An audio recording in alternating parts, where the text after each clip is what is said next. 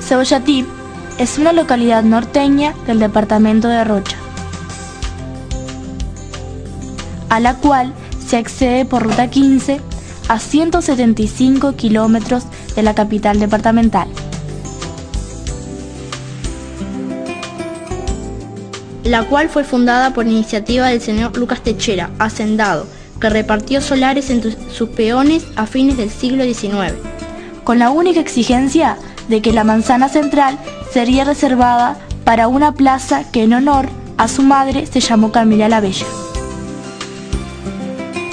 Crearon así un poblado que por decreto de ley del 28 de octubre de 1919 fue declarado pueblo. El mismo se encuentra a orillas del río del mismo nombre, voz indígena que significaría río de las cebollas o de los sauces. El río es un monte, sustenta a numerosas familias a partir de la extracción de leña, arena y pesca, algunos de los numerosos recursos que la naturaleza nos brinda. Además, acoge a gran cantidad de turistas que eligen nuestra zona. Pero además, el caudaloso Cebollatí alimenta el riego de alto porcentaje de arroceras, las cuales desde la década del 40, que comenzó el cultivo de arroz, pasa a ser la principal actividad económica luego de la ganadería. En aquel entonces, la mayoría de los procesos se hacían manualmente, hasta que la llegada de la tecnología le dio gran ímpetu a la actividad, lo que produjo un aumento de población que provocó la transformación del pueblo en villa. Favorecido por los suelos bajos que forman parte de los humedales del este, los que albergan zonas de bañado, fuente de recursos hídricos característicos de la región, conjuntamente con la laguna Medellín, forman una de las más importantes cuencas del Uruguay y a su vez el límite natural con Brasil.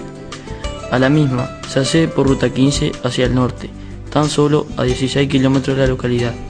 La misma ofrece su enorme caudal fundamental para el riego de nuestro cultivo, además de una extensa y segura playa para baños, pesca y deporte. En el entorno de Cebollatí, por las rutas de acceso y caminos vecinales, se pueden apreciar una de las riquezas culturales más importantes de la región. Innumerables cerritos de indios, verdadero patrimonio histórico, se observan como testigos mudos del pasado lejano de estas tierras. Aquí el paisaje es diferente, muy natural, con escasa tecnología, y ello contribuye a conservar el atractivo de la zona. Si respetas la naturaleza y te inspira a apreciarla, este es tu lugar, Cebollatí te espera. Taipero.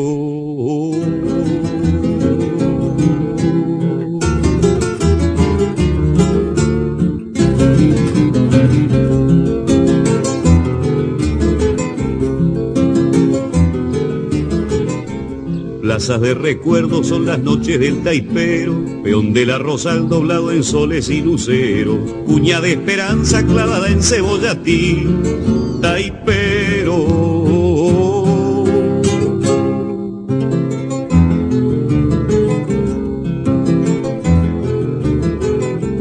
Dura es la canción en la cosecha de febrero, cuando el horizonte se hace amargo canto obrero, silba el agitar del arrozal tan infeliz, taipero.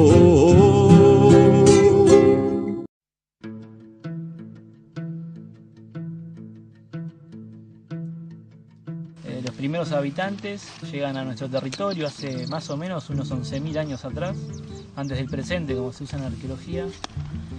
Y pensemos en el clima era diferente al actual, era un poco más frío, más árido, y los humanos de ese momento convivían con animales que hoy ya no vemos, como por ejemplo el gliptodonte, que es una especie de mulita gigante, el tamaño de un Volkswagen escarabajo más o menos, para tener una idea. Bueno, el departamento de Rocha, con lo que más hemos trabajado, incluso bueno con ustedes, en el liceo, es con la parte de los cerritos de indios, que es un patrimonio muy importante del país y del departamento. Cerritos de indios no solo hay en Rocha, hay también en otros departamentos, como Tacuarembó, como 33, como Cerro Largo, pero en Rocha se encuentra una gran concentración de ellos. Y el estudio de los cerritos de indio es muy importante porque nos habla de otro tipo de sociedad que antes de que se empezaran a estudiar los cerritos no se conocía para el país. son sociedades más complejas de lo que en general se hablaba, que siempre da esa noción, ¿no? Como que en el Uruguay vivían, las poblaciones indígenas que vivían eran cazadoras recolectoras, de organización social simple. Bueno, los cerritos de indio, a través de las investigaciones de diferentes arqueólogos, demuestran que tenían una estratificación social marcada. Hay enterramientos en los cerritos, eso nos habla también de la esfera simbólica de estas sociedades. Era un tipo de sociedad muy bien adaptada a su ambiente, ¿no? Aprovechaban todos los recursos de los palmares, los recursos de los bañados. Muchos cerritos, sobre todo los que son más chicos, han ido desapareciendo a causa de las plantaciones de arroz o otro tipo de actividades económicas que hacen que no se pueda manejar un número exacto de cerritos. Se han ido deteriorando y eso genera dificultades a la hora de decir, bueno, hay 2.500, porque capaz que hace 10 años había un número y hoy hay un número menor.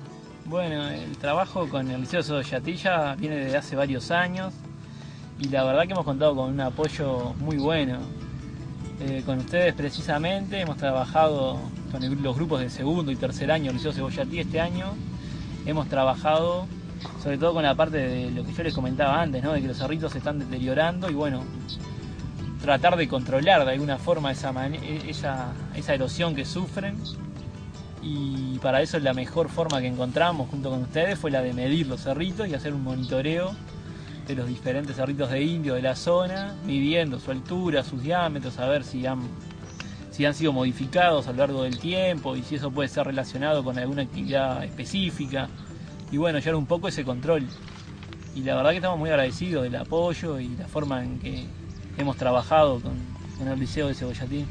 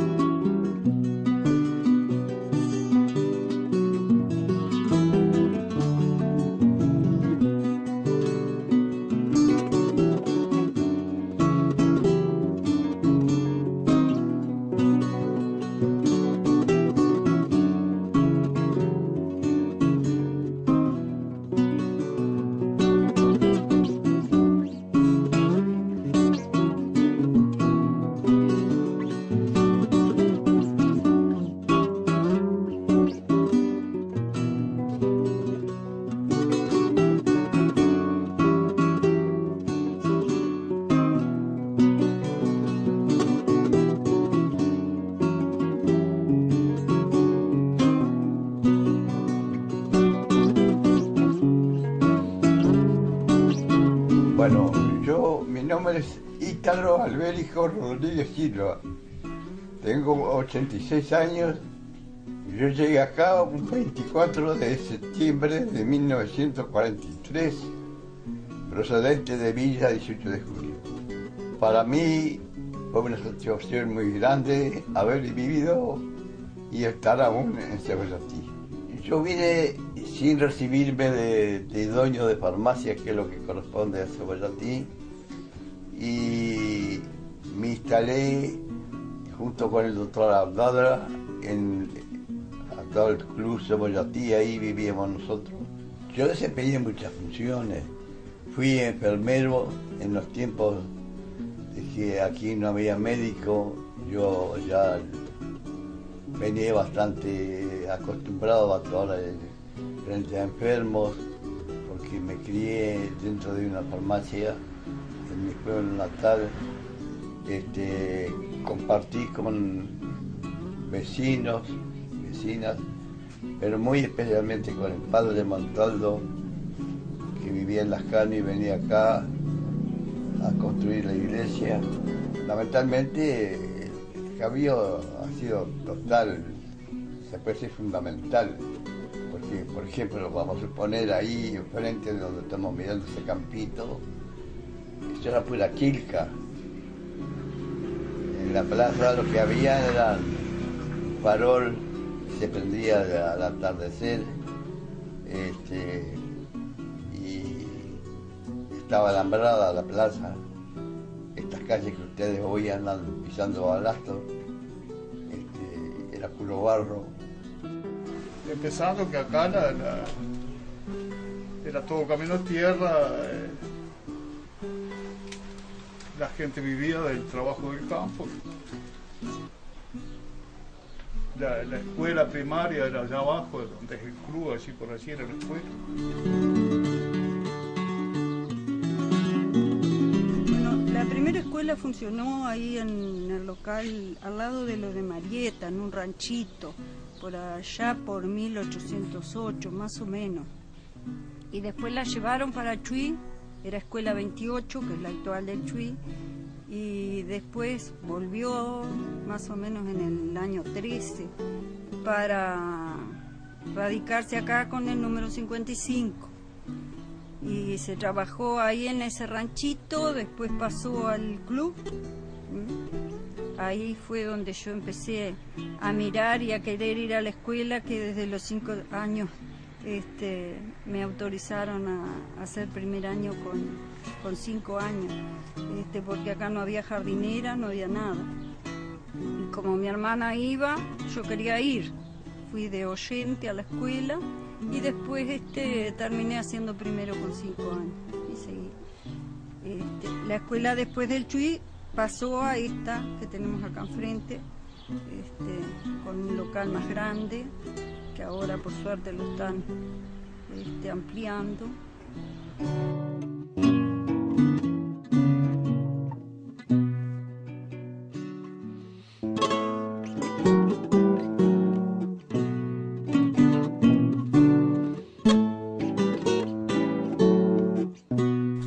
Porque como trabajábamos en el monte, no. Si veníamos un día a la escuela, pasábamos una semana sin venir porque teníamos que trabajar para allá, para el lado de los montes, eso que tiene el Levante Samán, todo eso que era de José Regales. Fui como 2 años, pero unos días, nunca terminé un año así.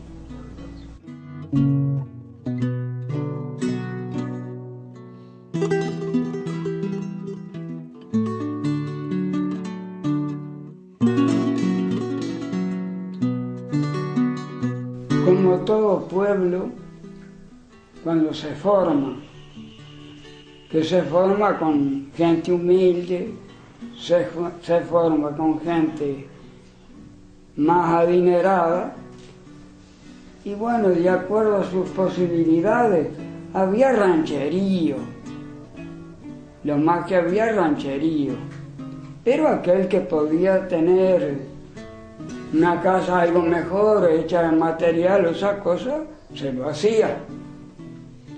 Y la tenía. Es más, era así, simplemente. Era una zona poblada. Acá no existía la carretera de Las Canas, no existía.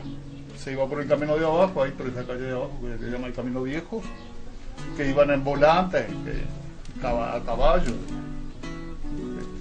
Y para el lado 33 acá, el camino ese que va a la balsa de la Quemada, que era lo que había, el camino ese camino lo hicieron después, eso fue hecho todo a pala de hombre.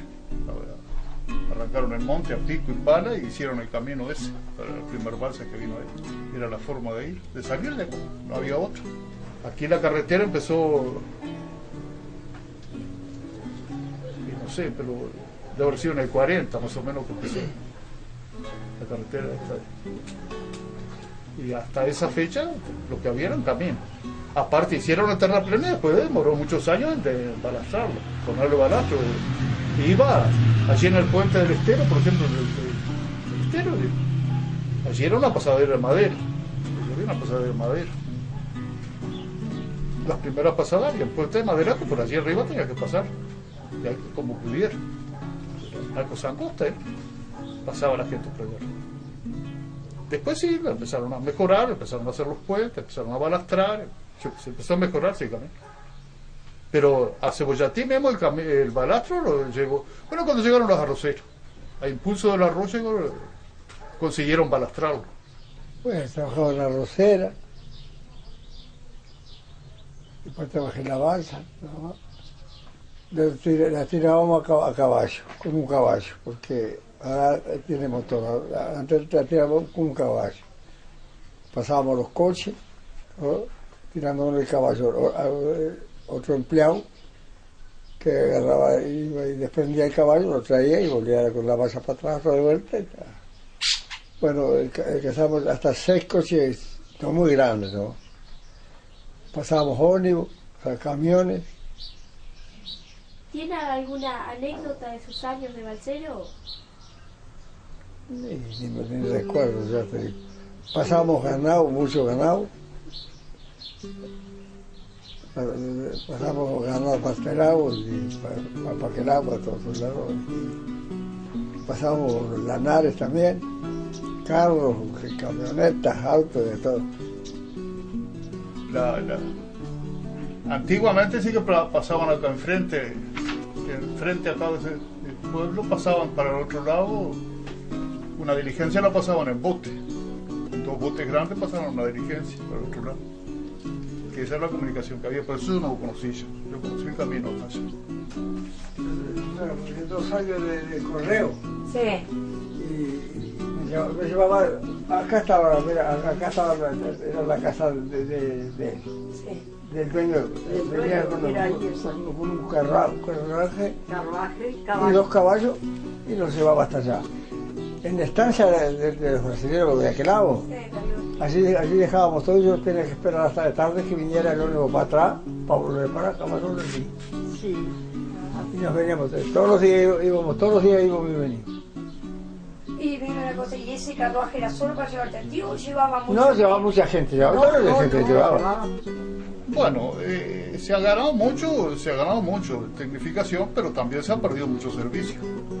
Porque acá, por ejemplo, en el año 48 existía Banco de Previsión Social. Existía una sucursal de Banco de Previsión Social, que hoy no existe.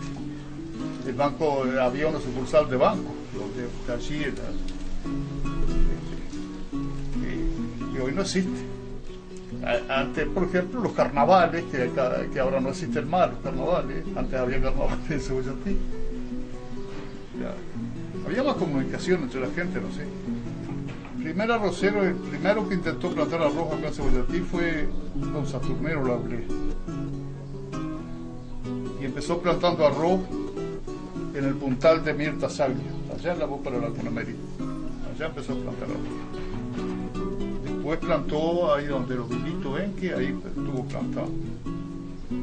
Después en el año 46 vino Jaime Serralta y Eugenio Topolanqui, ahí donde Popar, se vinieron casi juntos. De ahí se movió el tema del arroz. Ya después que yo me doy cuenta, ya estaba la arrocera aquí de Serralta, ya que empezaron tengo como recuerdo así de ver la zanja para hacer las vigas, todo desde las casillas que hay ahí, y después la gente trabajando, porque todas esas obras que ahí hicieron una carretilla y a pala, no había máquinas en ese tiempo. Bueno, y ahí después que se inició eso, el arroz se cortaba bobo, se empajeraba, ¿viste? Tenías que atar tres muñecos así, 3 manojos para empezar el pajero. Al hombro la paja y el arroz lo iban pajerando. Y ahí estaba. A veces se terminaban en junio, julio la cosecha, pero como el arroz estaba ahí en ese pajero, ya más bien el secador lo que hacía era limpiarlo, porque ya venía casi sin humedad. Ya la humedad, un grano que es totalmente distinto al de ahora, que tú miras en una carreta o ahí donde lo volcan, ves un grano maduro y 10 verdes, ¿viste? Y antes no, el arroz era como oro aquello cuando tú lo sacabas del pajero, que lo pasabas por una pilladora parada, que había que acarrearle con un trineo a la máquina el arroz así, y ahí después con unas horquillas se lo iban echando para arriba de la máquina. La máquina tenía perros que le decían que estaban haciendo ese movimiento, ¿viste? Haciendo así, iban llevando, hacían una mesa y iban echando los que uno le tiraban para arriba de esa mesa y los que estaban embocando echaban uno por cada lado, le iban echando a la mesa. No te voy a decir que se cavara la tierra o plantar arroz con pala, pero se araba con bueyes y con caballo. Y los movimientos todos se cortaba arroz a O, se hacían las taipas, se hacían a pala, los canales. Ese canal, ese que lo conocen todos ahí de los Serralta, que va hasta ahí, ese fue hecho a pala de hombre. Todo pala de hombre. Todos los trabajos se hacían a pala de hombre, o a brazo.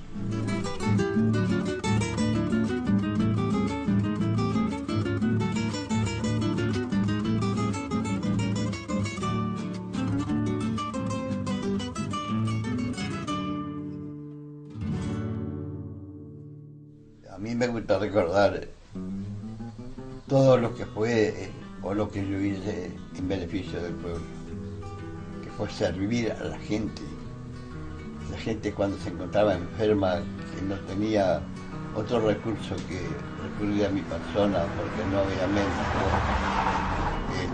Y esa para mí fue una satisfacción muy grande. Creo que es el deber de todo ser humano cumplir con eso. Además, trabajé con todos los médicos que vinieron acá a Cebollatín.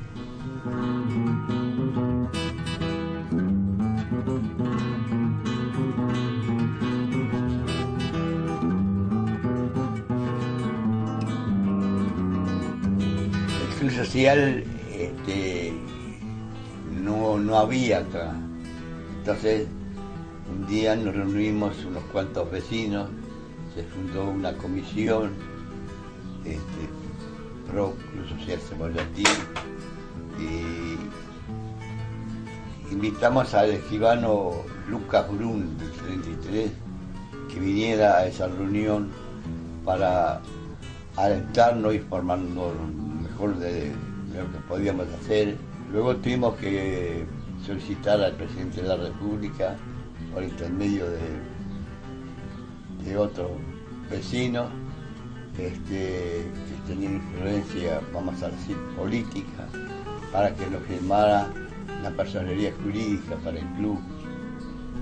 Y en el club, el social siempre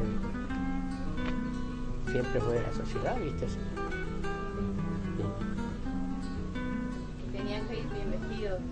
Sí, viste, hoy hay un cumpleaños el 15 y se van de vaquero o de bermuda, por decirte algo, porque y antes no era así. O sea, cuando allá, pero el que festejaba un cumpleaños el 15, ya algunos medios que tenía como una persona humilde, no tenía con qué hacer un cumpleaños. No, si tú eras socio podías llevar una amistad tuya, pero hermano, no. De repente hacían algún baile y permitían de entrar, como hacerlo el 25 de agosto, todas esas cosas que hacían baile, esas cosas no era entraban los socios.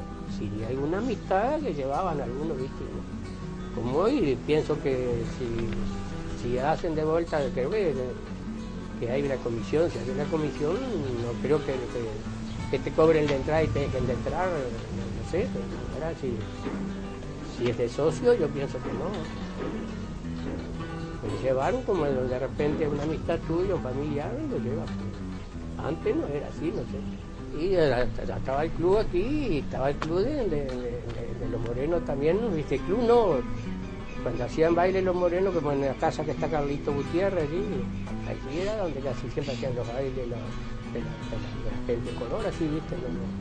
¿Y entraba otra gente o solamente? Bueno, a veces había amistades así que los permitían de entrar, ¿viste? Pero siempre tenían miedo de que si entraba algún otro que fuera a haber el problema, ¿viste? Pero cuando era el baile de los morenos,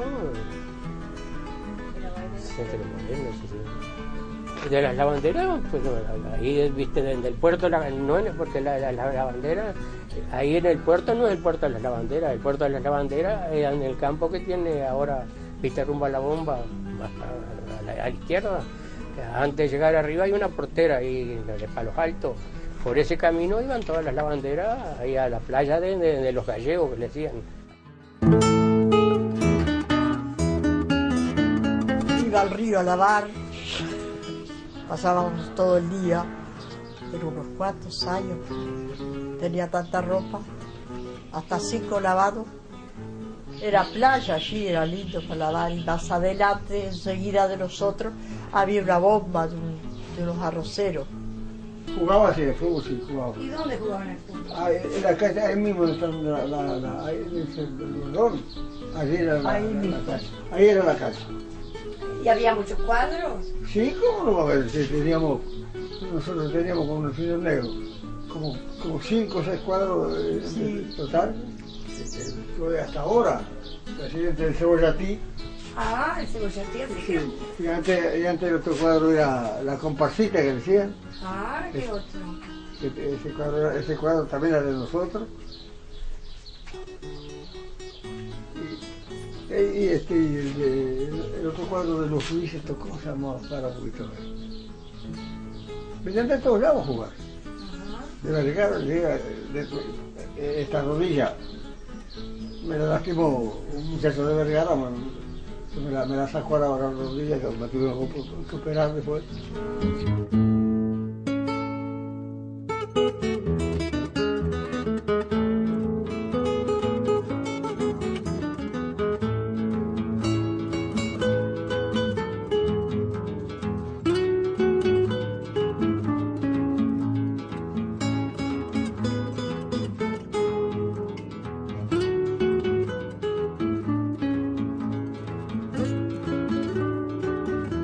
También se formó una comisión un día que queríamos tener luz en Cebollatí. Entonces, eso debe haber sido que se instaló la luz en el año 62. Ahí tuvimos que ir a Montevideo. Incluso tuve el honor de acompañar a los demás compañeros míos que también eran de acá. Ahí nos dieron la oportunidad de entrevistarnos con el presidente de UTE, que era un señor Da Fonseca del 33. Nos atendió muy amablemente y cuando nos recibió, que saludó a todos, nos dijo que vienen por la luz para el Cebollatí. Bueno, la van a llevar en el bolsillo. Van a tener luz. Y un día vimos llegar un camión enorme ahí con cantidad de columnas. Entonces, lógicamente, fuimos allí a mirar a ver qué era aquello, ahí en la plaza, porque me llamó la atención y él también. Y eran las columnas para que se comenzara a instalar la luz en Cebollatí.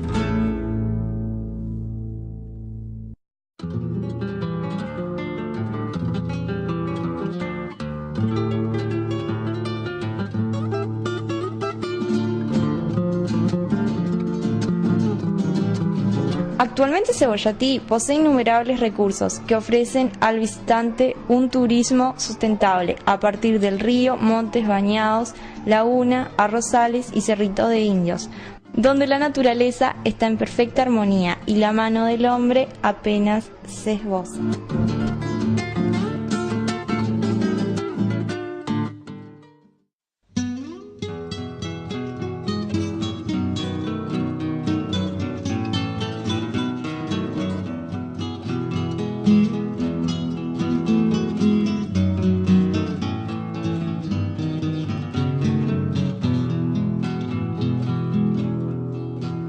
Pueblo mío de esperanzas perdidas, pueblo mío de rojizos horizontes, el dolor nos consume la vida, aunque encuentre refugio en tus montes, en silencio el soñar con tu río, la tristeza se vuelve alegría.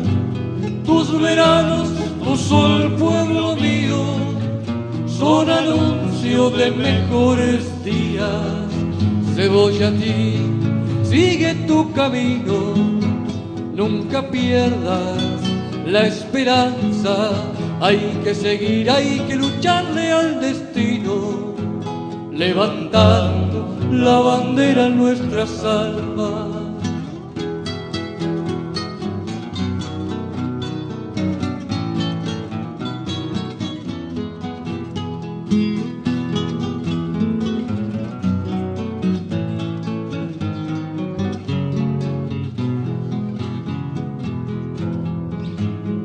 Día a día, aletear de palomas, nada cambia ni en ti ni en tu cielo.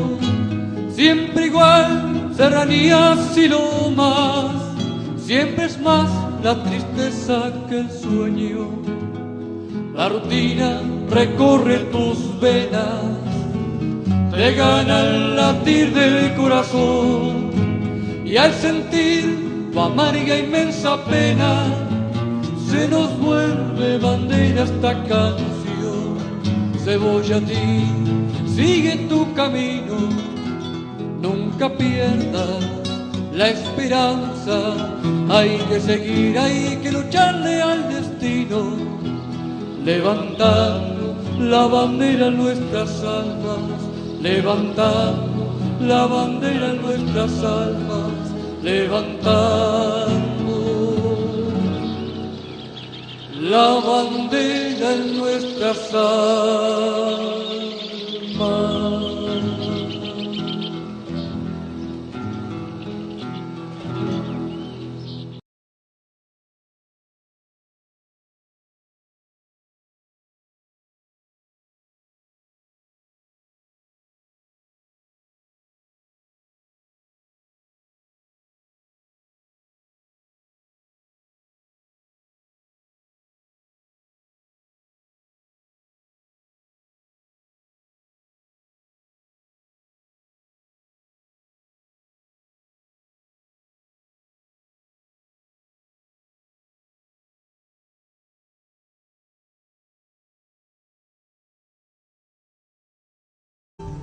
Incluso, bueno, con ustedes, en el liceo, es con la parte de los cerritos de indios, que es un patrimonio muy importante del país y del departamento.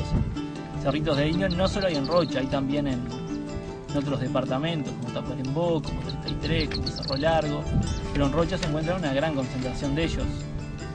Y el estudio de los cerritos de indios es muy importante porque nos habla de otro tipo de sociedad que antes de que se empezaran a estudiar los cerritos no se conocía para el país. Son sociedades más complejas de lo que en general se hablaba, que siempre da esa noción, ¿no? Como que en el Uruguay vivían, las poblaciones indígenas que vivían eran cazadoras recolectoras, de organización social simple. Bueno, los cerritos de indio, a través de las investigaciones de diferentes arqueólogos, demuestran que tenían una estratificación social marcada, hay enterramientos en los cerritos, eso nos habla también de la esfera simbólica de estas sociedades. Era un tipo de sociedad muy bien adaptada a su ambiente, ¿no? Aprovechaban todos los recursos de los palmares, los recursos de los bañados o de los sauces. El río y su monte sustentan a numerosas familias a partir de la extracción de leña, arena y pesca, algunos de los numerosos recursos que la naturaleza nos brinda. Además, acoge a gran cantidad de turistas que eligen nuestra zona. Pero además, el caudaloso Cebollati alimenta el riego de alto porcentaje de arroceras, las cuales desde la década del 40 que comenzó el cultivo de arroz pasa a ser la principal actividad económica luego de la ganadería. En aquel entonces, la mayoría de los procesos se hacían manualmente, hasta que la llegada de la tecnología le dio gran ímpetu a la actividad, lo que produjo un aumento de población que provocó la transformación del pueblo en villa. Favorecido por los suelos bajos que forman parte de los humedales del este, los que albergan zonas de bañado, fuente de recursos hídricos característicos de la región, conjuntamente con la laguna Medín, forman una de las más importantes cuencas del Uruguay y a su vez el límite natural con Brasil. A la misma se accede por ruta 15 hacia el norte, tan solo a 16 kilómetros de la localidad. La misma ofrece su enorme caudal fundamental para el riego de nuestro cultivo, además de una extensa y segura playa para baños, pesca y deporte. En el entorno de Cebollatí, por las rutas de acceso y caminos vecinales, se pueden apreciar una de las riquezas culturales más importantes de la región. Innumerables cerritos de indios, verdadero patrimonio histórico, se observan como testigos mudos del pasado lejano de estas tierras. Aquí el paisaje es diferente, muy natural, con escasa tecnología, y ello contribuye a conservar el atractivo de la zona. Si respetas la naturaleza y te inspira a apreciarla, este es tu lugar, Cebollatí te espera. Taipero.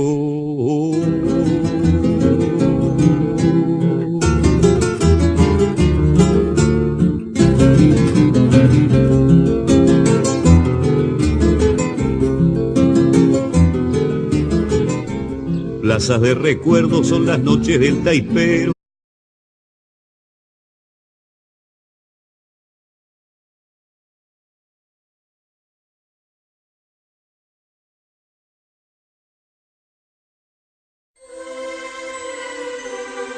Cebollatí es una localidad norteña del departamento de Rocha, a la cual se accede por ruta 15 a 175 kilómetros de la capital departamental. La cual fue fundada por iniciativa del señor Lucas Techera, hacendado, que repartió solares entre sus peones a fines del siglo XIX. Con la única exigencia de que la manzana central sería reservada para una plaza que en honor a su madre se llamó Camila la Bella. Crearon así un poblado que por decreto de ley del 28 de octubre de 1919 fue declarado pueblo. El mismo se encuentra a orillas del río del mismo nombre, voz indígena que significaría río de la cebolla. Peón de la Rosal doblado en soles y luceros, cuña de esperanza clavada en Cebollatí, taipero.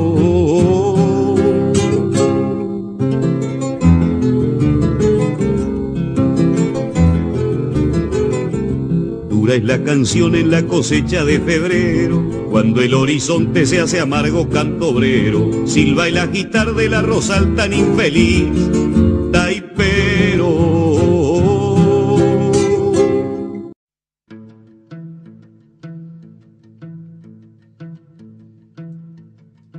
Los primeros habitantes llegan a nuestro territorio hace más o menos unos 11.000 años atrás, antes del presente, como se usa en la arqueología. Y pensemos en el clima era diferente al actual, era un poco más frío, más árido, y los humanos de ese momento convivían con animales que hoy ya no vemos, como por ejemplo el gliptodonte, que es una especie de mulita gigante, del tamaño de un Volkswagen escarabajo más o menos, para tener una idea. Bueno, el departamento de Rocha, con lo que más hemos trabajado